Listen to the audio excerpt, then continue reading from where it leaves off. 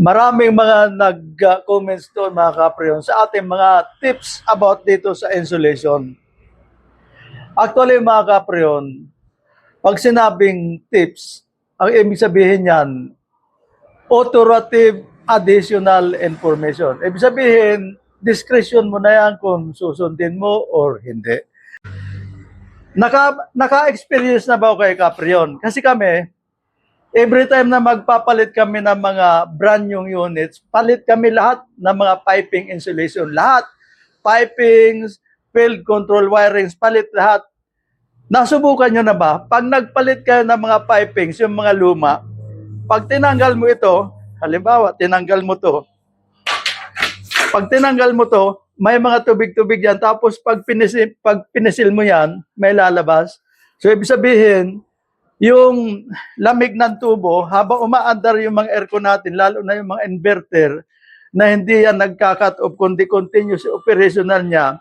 So pag yan ay malamig yan, yung lamig na yan, yung moist niyan, talagang i-absorb nito dahil maluwag.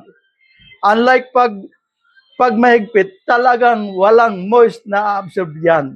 Ibig sabihin, fit na fit siya. So yun ang mga tips natin mga kapre. So doon sa mga nag-comments at medyo may konting concern, sasagutin natin. Una, sabi niya, Caprion, paano isusuksok yung rubber insulation na sinasabi mo maliit? Mahirap isuksok yan.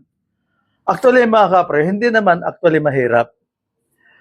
Una, ang isang pipe, ganito lang kahaba ang isang rubber insulation. Ganito lang kahaba yan. Kung i-measure natin mga kapriyon, siguro mga 6 feet lang ito. 1, 2, 3, 4, 5, 6.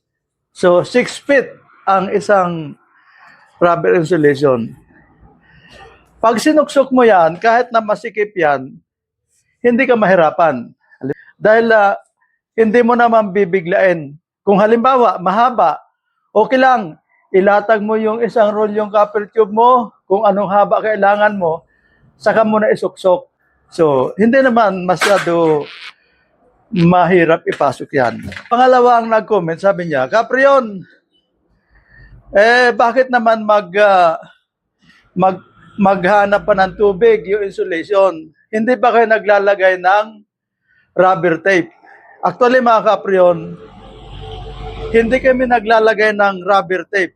Ang ginagawa namin, ito, halimbawa ito na ipasok mo na, maglalagay kami ng rugby.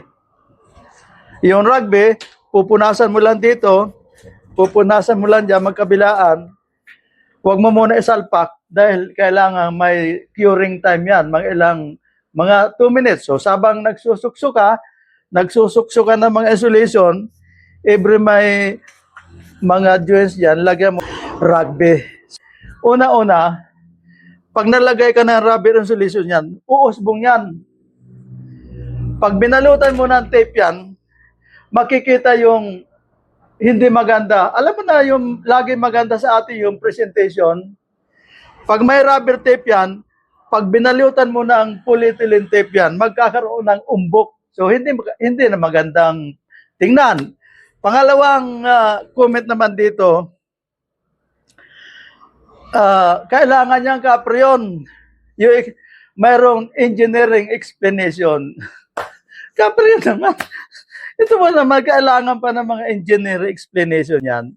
Simple lang yan, ha, kapriyon. Hindi na kailangan yan.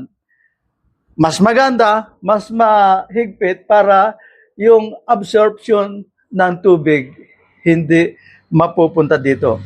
And again, pag sinabing tips, additional information. So, sa madaling salita, discretion mo na kung susunduin mo or hindi, nasa sa'yo na yan. Para sa atin, tips lang, additional information. Okay mga kapriyon, paano?